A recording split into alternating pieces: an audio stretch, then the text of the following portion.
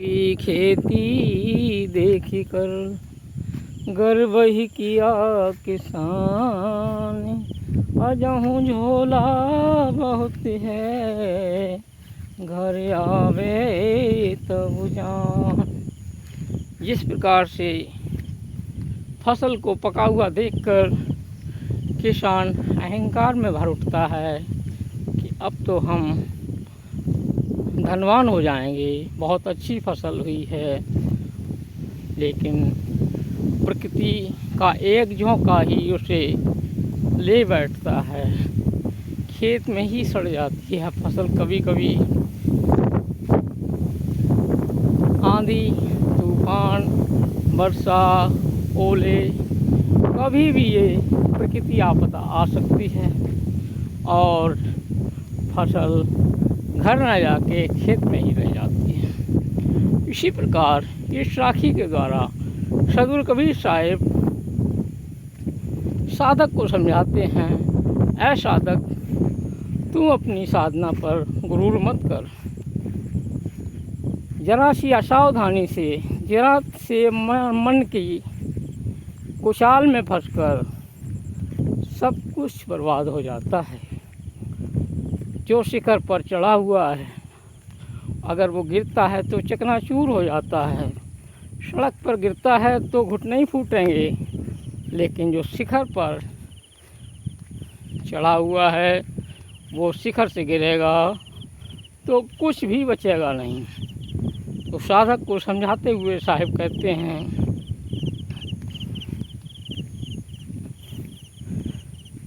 ठट्टा ठौर दूर, ठट्टा ठौर दूर ठगनेरे, नित के निठुर कीन मन बोरे। यही ठग ठगे सब लोग सयाना, ठग न चीन सो ठौर पहचाना। सदगुरु कहते हैं, हे साधक, इस मन रूपी ठग के जाल से बचो। इस मन ठग ने बड़े बड़े सयानों को ठग लिया है और तुम्हें भी कभी भी डुबा सकता है। इसकी चालों को समझो और सावधान होकर अपनी साधना में लगे रहो। जब आपकी साधना पूर्ण होगी, आप स्वरूप स्थिति में पूरी तरह ठहर जाएंगे और तभी आपकी मेहनत सफल होगी। उसके बाद भी शरीर रहते रहते सावधानी आवश्यक है। मन से सदैव सावधान रहें, क्योंकि मन रूपी ठग कभी भी धोखा दे सकता है। इसको मरा हुआ मत समझो, ये कभी भी जीवित उठता है। मन कभी मरता नहीं, शांत होता है और कभी भी अशांत होता है। तो इस मन के ठहराव को देखकर अहंकार मत करो, अपनी साधना में अनवरत लगे रहो। संतों की संगत, साधना, स्वाध्याय, मन इंद्रियों पर संयम, इनके द्वारा और ध्यान आदि की विधियों के द्वारा ये सदैव सावधान होकर अपनी साधना में अनवरत आगे बढ़ते रहें।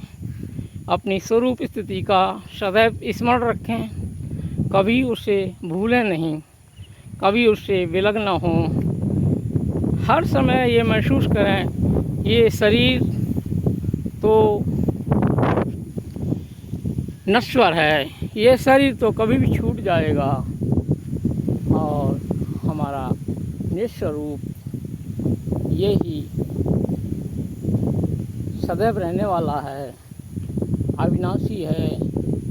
उसमें स्थित होकर हम सदैव मन की चालों से बचते रहें और अपने आप को साधना में तत्पर रखें। साहिब बंदगी, साहिब बंदगी।